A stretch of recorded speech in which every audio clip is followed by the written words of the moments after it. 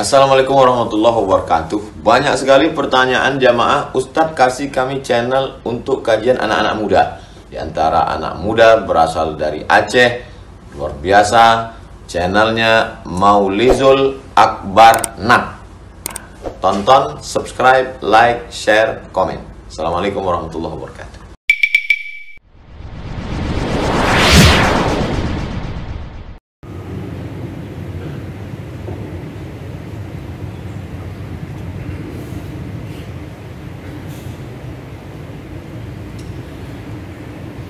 Alhamdulillahi Rabbil Alamin, hamdan katsiran tayyiban mubarakan fihi, asyhadu an la ilaha illallah wahdahu la syarika lah, wa asyhadu anna Muhammadan abduhu wa rasuluhul karim.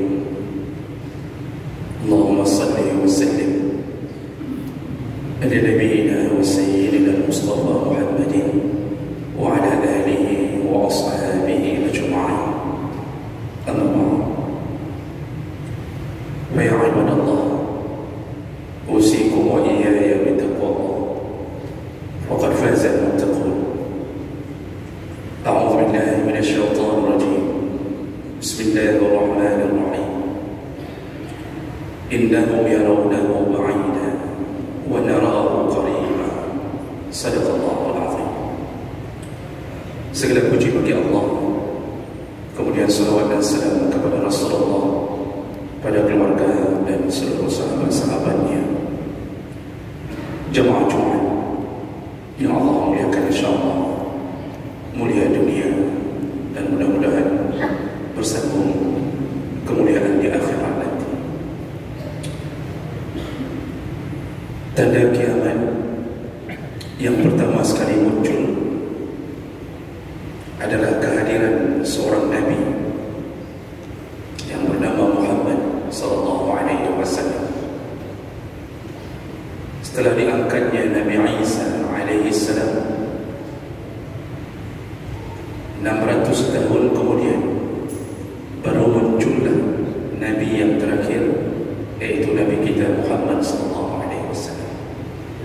Kalau sudah muncul Nabi yang terakhir, tidak ada lagi Nabi setelah itu, maka yang pasti kiamatlah yang akan datang. Maka tanda kiamat yang pertama adalah munculnya Nabi sallallahu alaihi wasallam. Rasulullah sallallahu alaihi wasallam mengatakan, "Bu'istu ana was-sa'ah kahatain." Jarak antara aku dibangkitkan menjadi seorang nabi dengan kiamat kahatain, seperti dua jariku. Wa huwa yushiru ila as-subabati wal wusta. Lalu Nabi menampakkan jari telunjuknya dan jari tengahnya. Artinya tidak ada penyelang antara jari telunjuk dan jari tengah. Kita seakan-akan melihat kiamat itu masih jauh, padahal sangat dekat. Makanya Allah mengatakan dalam surat Al-Ma'arij, innahum yarawnahu ba'idan wa narahu qariban. Hamba-hambaku, kata Allah, mereka melihat kiamat itu masih jauh, padahal dia sudah sangat dekat dalam pandangan kami. Tentu yang menjadi hakikat adalah pandangan Allah Subhanahu wa ta'ala. Jadi jemaah Allah Subhanahu wa ta'ala, kita ini sedang menampakkan kaki detik-detik terakhir menuju ke alam yang berbeda. Kita semua hampir dekat kepada proses kehancuran dunia. Dan itu tidak lama. Banyak tanda yang diberikan oleh Nabi sallallahu alaihi wasallam. Dan salah satu tanda yang sedang kita alami, namun banyak orang yang tak menyadarinya, bahawa waktu kita yang kita jalani berlalu begitu cepatnya. Bukankah kita merasakan baru saja Ramadan,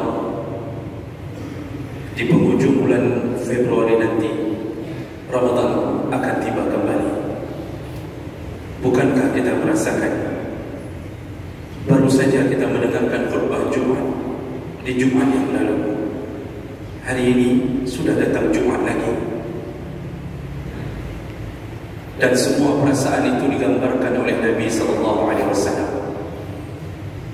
Dalam hadis dari Ibnu Umar, hadis riwayat Bukhari, Rasulullah SAW mengatakan, "Innama ajalukum fi ajalin ma khala bainal umam ma bainal asri wa maghribis syams." Sesungguhnya waktu kalian, wahai umat Muhammad, dibandingkan dengan umat-umat terdahulu, waktu kalian hanya antara salat asar dan salat maghrib, artinya terbenam matahari. Jadi Nabi memberitahu kita, waktu kita berada di dunia semenjak Nabi muncul, Nabi terakhir, hanya di antara salat asar dan waktu terbenamnya matahari. Sedangkan umat-umat terdahulu, Allah itu mulai dari setelah maghrib sampai asar. Jadi maksud Nabi Adam AS dalam hitungan Allah itu dimulai dari awal hari. Dalam Islam awal hari adalah maghrib.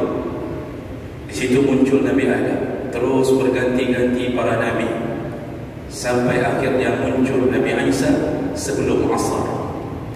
Dan ketika Nabi Muhammad dibangkitkan, maka dia telah tiba waktu asar, dan umat Muhammad hanya diberi waktu sampai maghrib saja. Hadis Bukhari dengan derajat yang sahih. Maka cukup singkat waktu kita. Namun walaupun singkat, sungguh banyak di antara kita yang terus menjalani hari-harinya tanpa persiapan menuju ke akhirat.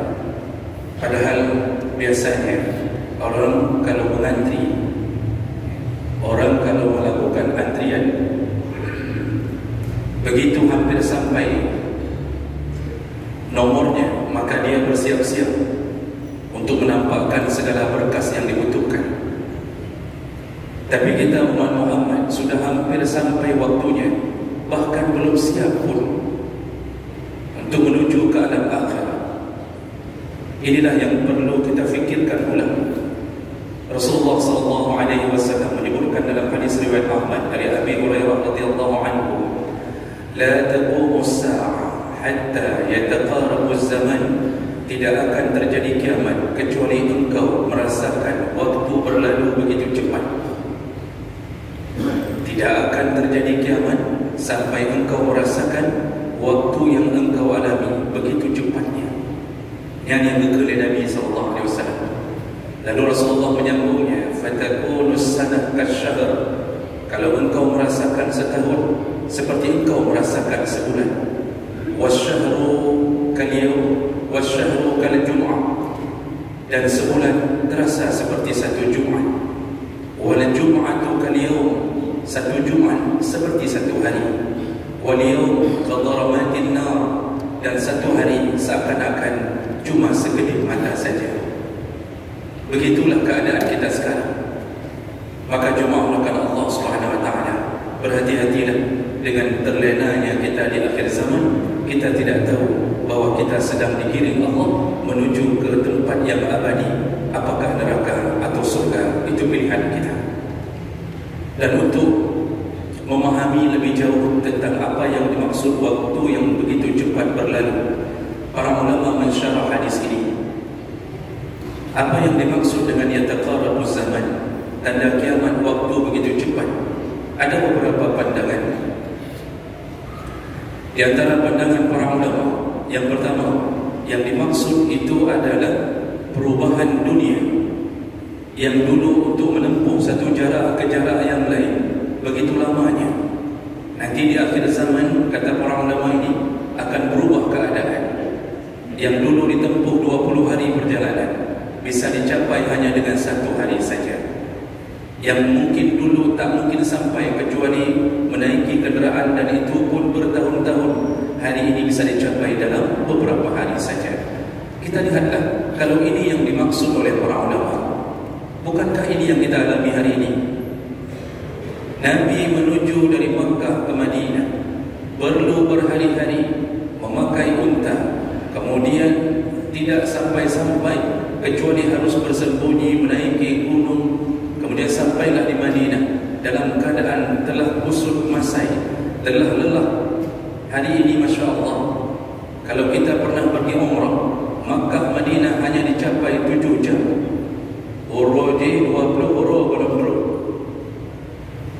7 jam dengan bus. Kalau dengan pesawat hanya 1 jam sampai. Itu belum lagi dihiasi dengan jalan-jalan yang begitu cepat, kenderaan-kenderaan kereta api cepat dan macam model. Kalau ini sudah terjadi, kata para ulama, kiamat hampir sampai dan kita merasakannya. Pandangan kedua menyatakan bahawa maksud yataqarabuz zaman nanti terjadi di waktu turunnya Nabi Isa dan dibangkitkannya Imam Mahdi. Karena terlalu indahnya hidup di masa itu, dirubah oleh Nabi Isa.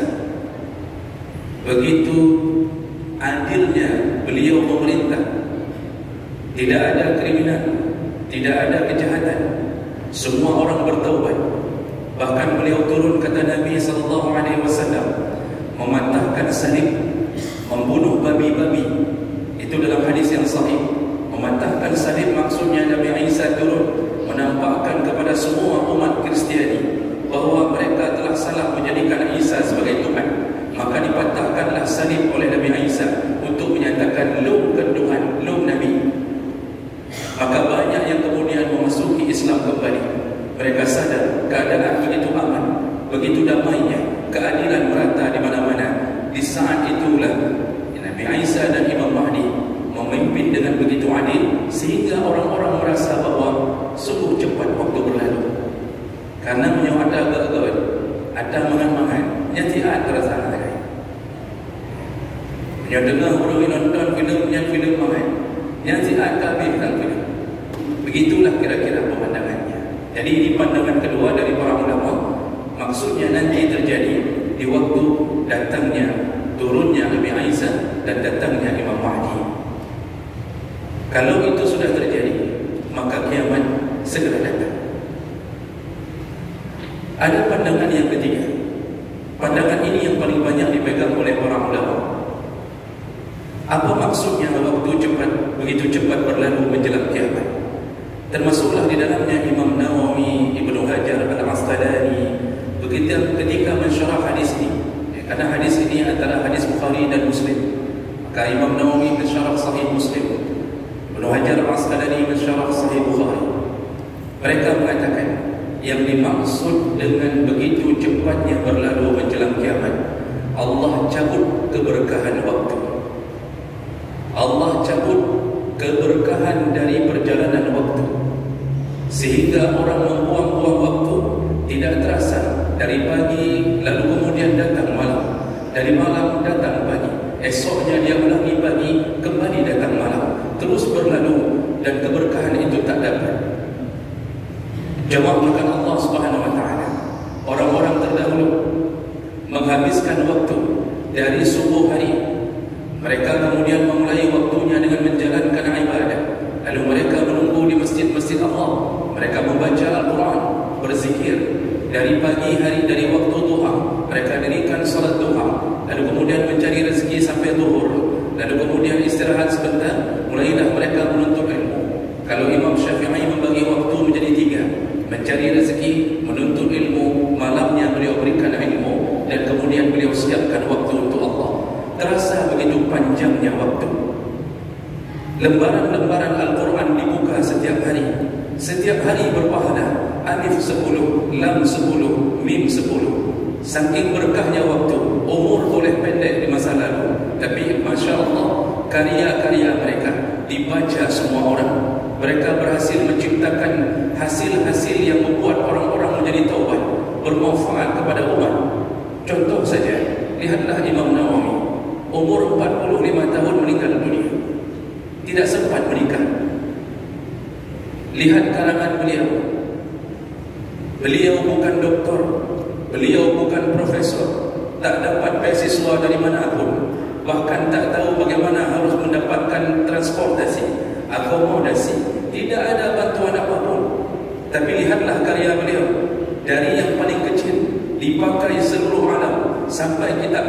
besar. Yang contoh kitab paling umum Arba'in An-Nawawiyah, dikumpulkan cuma 40 hadis. Jadi kita orang menghafalnya, mengambil makna dan kemudian mengambil manfaatnya, disyarah berulang-ulang. Dan dalam umur 45 tahun berhasil membuat kitab Majmu' Syarah Muhazzam berpuluh-puluh jilid. Masya Allah. Sampai semua orang dulu tuntut ilmu menghasilkan karya yang baik. Hari ini berapa sudah di antara kita yang begitu hebat jenjang pendidikan kita? Berapa tahun kita mengambil S1 yang kita dapatkan cuma ijazah. Bahkan ketika selesai kuliah pun kita tanya satu urusan Islam pun kadang-kadang tak tahu jawab. Lalu kita sambung S2, kita sambung S3, kita buat karya ilmiah. Karya ilmiah kita diletakkan di pustaka. Tidak ada yang baca satu orang pun. Tidak bermanfaat kepada orang banyak. Disimpan, usang, berdebu. Hana so baca amtirawabi. Tidak menimbulkan pahala. Dulu orang-orang masuk ke rumahnya setelah salat Isya, lalu kemudian mereka tidur dan bangun untuk salat malam. Begitu berkahnya waktu. Lalu kemudian mereka menyambungnya dengan salat subuh. Hari ini lihatlah anak-anak kita, lihat juga orang-orang tua kita, bagaimana mereka menghabiskan waktu. Duduk di kedai kopi, mulai dari subuh pun lebih lebuh jalan. Adanya ja'alau malam, duduk sampai jula malam. Apa yang mereka dapatkan? Hanya setengah gelas kopi. Adakah manfaatnya? Tak ada manfaatnya. Habis waktu sia-sia. Bahkan ada yang sudah berumur 60 tahun ke atas masih hidup dengan cara begitu. Quran tak pernah baca. Pada dadanya menjadi jerat. Nada lebutnya dia nada. Inilah penyakit hari ini. Sang-sang Qurannya berjilbut kadang. Tak perlu baca. Padahal tujuan mengaji adalah supaya mengaji. Bukan tujuan mengaji untuk mengetahui huruf-hurufnya saja. Maka cukup banyak orang yang tak pernah pegang Quran. Padahal Quran akan memberi syafaat kepada orang-orang yang membacanya. Hilanglah ilmu, hidup tak berkah lagi.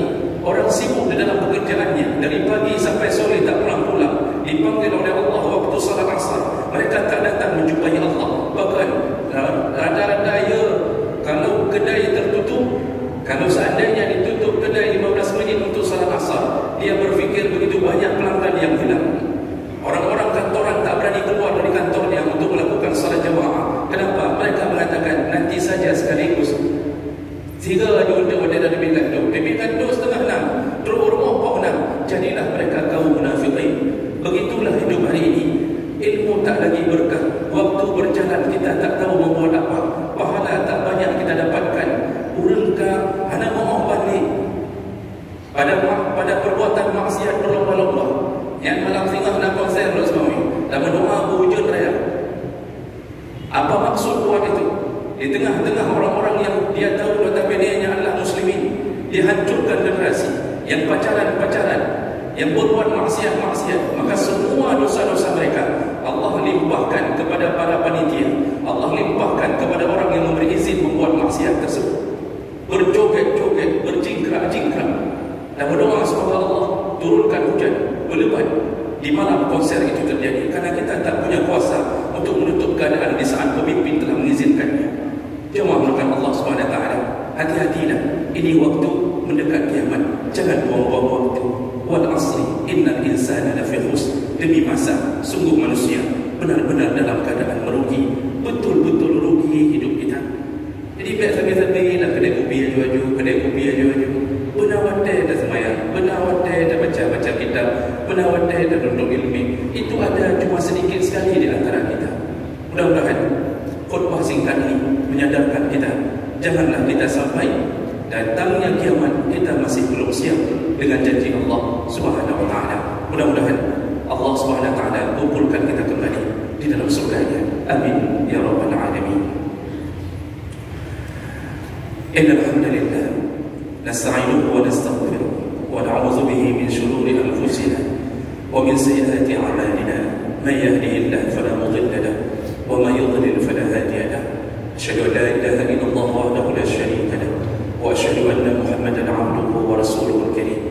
Allahumma shalli wa sallim ala nabiyyina wa sayyidina al-Mustafa Muhammadin wa ala alihi wa ashabihi ajma'in. Amma ba'd, fa ya 'ibadallah, أوصيكم وإياي بتقوى الله فقد فاز المتقون. أعوذ بالله من الشيطان الرجيم. بسم الله الرحمن الرحيم.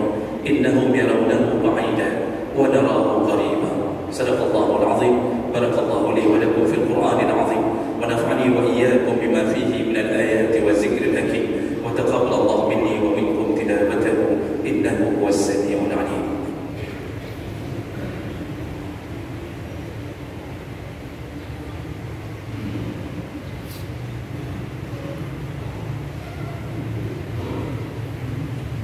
الحمد لله رب العالمين، وبه نستعين على أمور الدنيا والدين. أشهد أن لا إله إلا الله وحده لا شريك له، وأشهد أن محمدا عبده ورسوله الكريم. اللهم صل وسلم على نبينا وسيدنا المصطفى محمد وعلى آله وأصحابه أجمعين. أما بعد، فيا عباد الله اتقوا الله حق تقاته ولا تموتن إلا وأنتم مسلمون. أعوذ بالله من الشيطان الرجيم. بسم الله الرحمن الرحيم. والعصر إن الإنسان لفي خسر إلا الذين آمنوا وعملوا الصالحات وتواصوا بالحق وتواصوا بالصبر. اللهم اغفر للمسلمين والمسلمات والمؤمنين والمؤمنات الأحياء منهم والأموات، وتابع بيننا وبينهم بالخيرات، وتقبل يا سميع قريب مجيب الدعوات. اللهم أعنا على ذكرك وشكرك وحسن عبادتك. اللهم انصر إخواننا المسلمين في فلسطين. اللهم انصر إخواننا المسلمين في فلسطين. اللهم انصر إخواننا المسلمين في فلسطين. ربنا آتنا في الدنيا حسنة وفي الآخرة حسنة وقنا عذاب النار، والحمد لله رب العالمين.